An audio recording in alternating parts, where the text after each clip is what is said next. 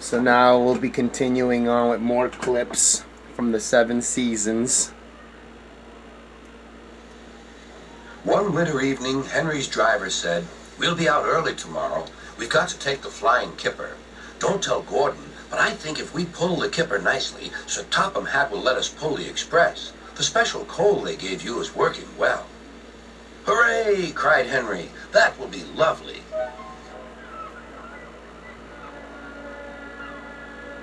All kinds of ships use the harbor at the big station by the sea. There are passenger ships, cargo ships, and fishing boats also come here.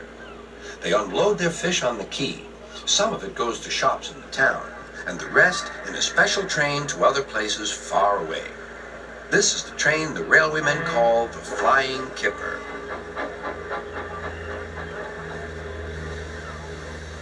Henry was ready at 5 o'clock. There was snow and frost. Men hustled and shouted, loading up the crates of fish. The last door banged, the guard showed his green lamp, and the Flying Kipper was ready to go.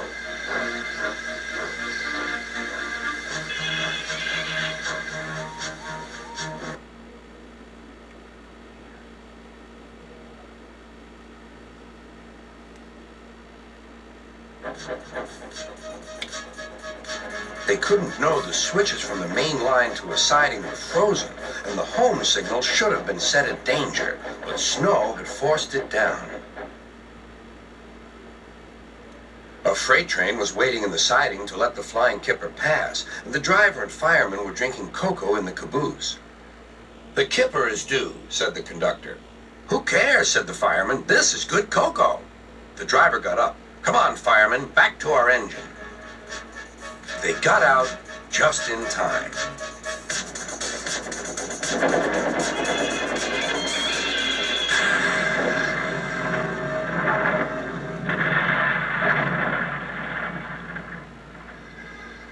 Henry's driver and fireman had jumped clear before the crash, but Henry lay dazed and surprised.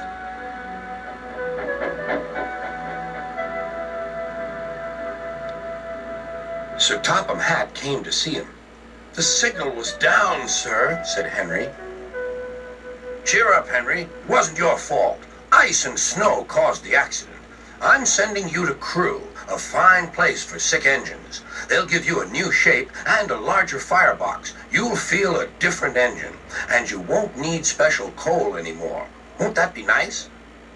"Yes, sir," said Henry, doubtfully. Now this next clip is from the episode Thomas Breaks the Rules. There's a line to a quarry at the end of Thomas's branch. It goes for some distance along the road. Thomas was always very careful to whistle here in case anyone was coming.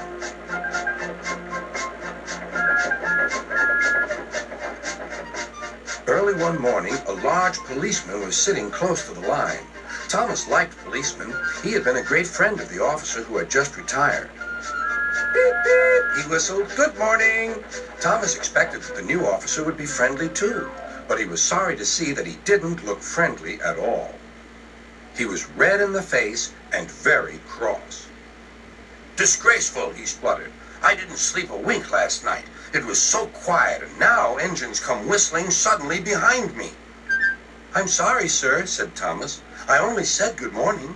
The policeman pointed to Thomas. "Where's your cow catcher?" he asked. "But I don't catch cows, sir." "Don't be funny," snapped the policeman. He looked at Thomas's wheels. No side plates either. And he wrote in his notebook, "Engines going on public roads must have their wheels covered and a cow catcher in front to protect people and animals from being dragged under the wheels if they stray onto the line. You haven't, so you are dangerous." "Rubbish," said Thomas's driver. "We've been along here hundreds of times and never had an accident." "That makes it worse," the policeman answered. He wrote "regular lawbreaker" in his book. Thomas puffed sadly away.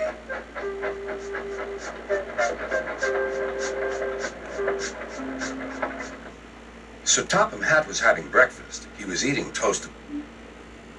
Now this next clip is from James in a Mess or James and the Tankers.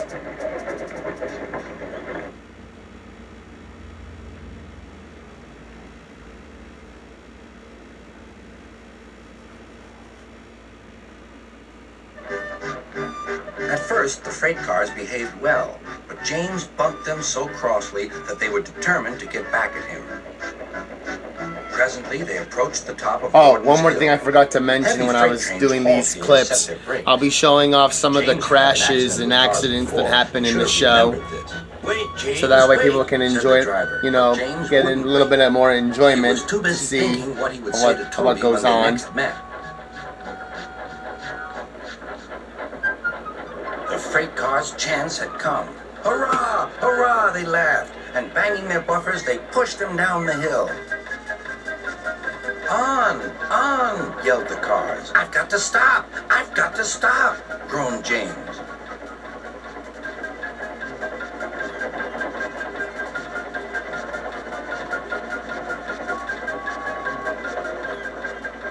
Disaster lay ahead.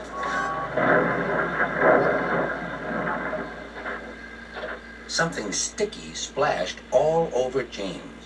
He had run into 2 tar wagons and was black from smokebox to cab. He was more dirty than hurt. But the tar wagons and some cars were all to pieces.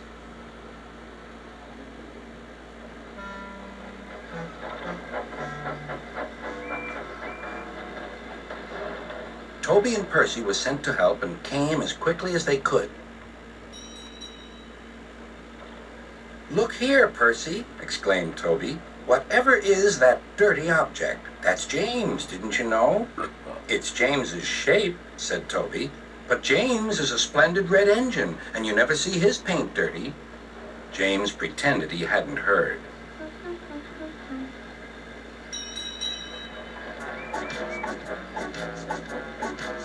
Toby and Percy cleared away the unhurt cars and helped James home.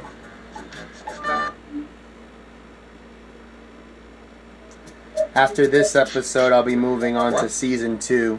So this one's called Down the Mine.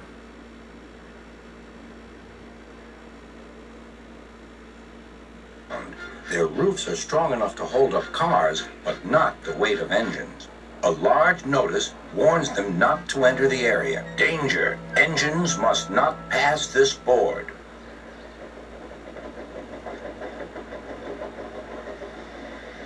Silly old board, thought Thomas. He had often tried to pass it, but had never succeeded. But this morning he had made a plan. The fireman went to throw the switch. Now for my plan, thought Thomas. Bumping the cars fiercely, he jerked his driver off the footplate and followed them into the siding. Come back, yelled his driver. Fire and smoke, said Thomas. I'm sunk. And he was. Oh dear, he said, I am a silly engine. And a very naughty one, too. I saw you, said Sir Topham Hatt.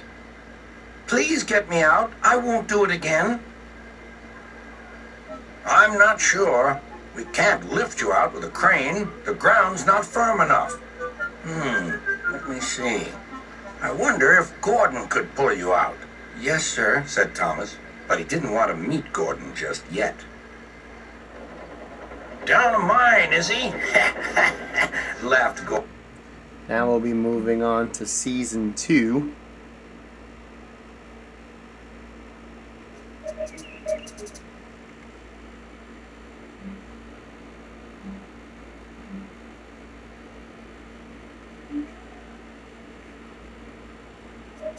One day. Oh, come on.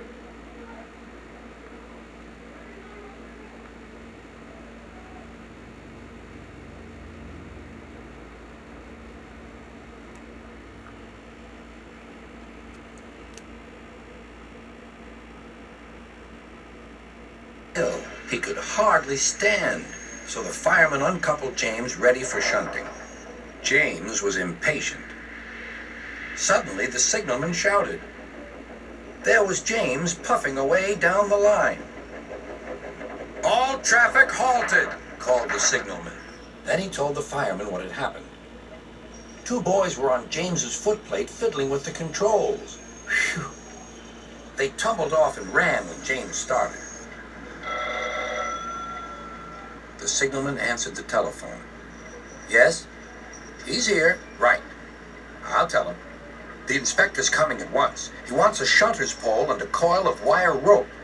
What for? Wondered the fireman. Search me, but you'd better get them quickly. The fireman was ready when Edward arrived.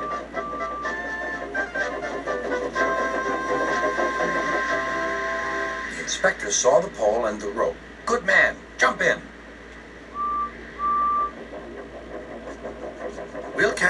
We'll catch him, puffed Edward. James was laughing.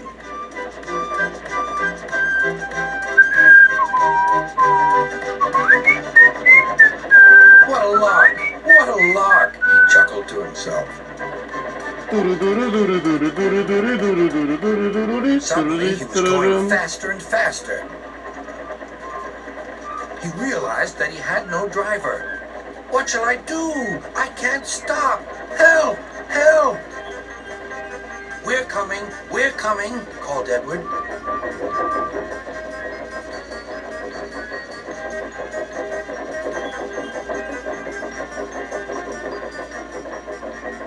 Edward was panting up behind with every ounce of steam he had.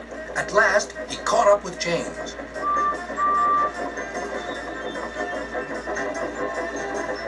Steady, Edward, called his driver. The inspector stood on Edward's front, holding a noose of rope in the crook of the shunter's pole. He was trying to slip it over James's buffer. The engines swayed and lurched. At last, got him! He shouted. He pulled the noose tight. Gently